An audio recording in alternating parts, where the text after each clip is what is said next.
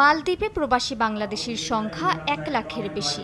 দেশের বাইরে থাকলেও রমজানের সিয়াম সাধনা ও ইফতার আয়োজনের মধ্য দিয়ে ভিনদেশেও ফুটে ওঠে তাদের ধর্মীয় সংস্কৃতি ও ঐতিহ্যের রং।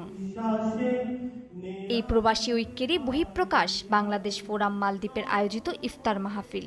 রাজধানী মালেতে আয়োজিত এই অনুষ্ঠানে অংশ নেন প্রায় 600 প্রবাসী। দেশীয় স্বাদের খাবারের সঙ্গে ছিল ইসলামিক সংগীত ও কুরআন তেলাওয়াত। দৃষ্টি প্রতিবন্ধী হাফেজ মাহমুদুল হাসান আশরাফের সুমধুর কণ্ঠে কুরআন তেলাওয়াতে মুগ্ধ হন অংশগ্রহণকারীরা। মালদ্বীপের এই ইফতার মাহফিল থেকে আমরা 58টি মুসলিম দেশকে আহ্বান জানাই ঐক্যবদ্ধ হয়ে যেন আমাদের ফিলিস্তিনি ভাই বোনদেরকে যেন সুরক্ষার ব্যবস্থা করে দেন। এই আয়োজনে অংশ নিয়ে প্রবাসীদের বৈধ পথে রেমিটেন্স পাঠানোর আহ্বান জানান বিএনপি মালদ্বীপ শাখার সভাপতি মোহাম্মদ খলিলুর রহমান। একই সাথে আমরা যদি প্রবাসের মাটিতে দেশের সুনাম অর্জন করি, আমাদের দেশের জন্য এটা সুনাম হয়, যার ফলে আমরা যে দেশে থাকবো ওই দেশের আইন মেনে চলবো, এমন কোনো কাজ করবো না, আমাদের দেশের আইন পূর্ণ হয়। আয়োজকরা জানান রমজানের গুরুত্ব তুলে ধরে প্রবাসীদের মধ্যে ভ্রাতৃত্ববোধ আরো দৃঢ় করতেই এই ইফতার মাহফিল।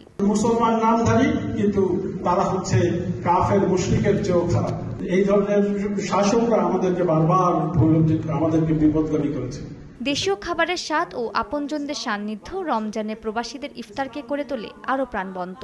মালদ্বীপের বিভিন্ন দ্বীপ থেকে প্রবাসীরা ছুটে এসেছিলেন এই আয়োজনকে ঘিরে।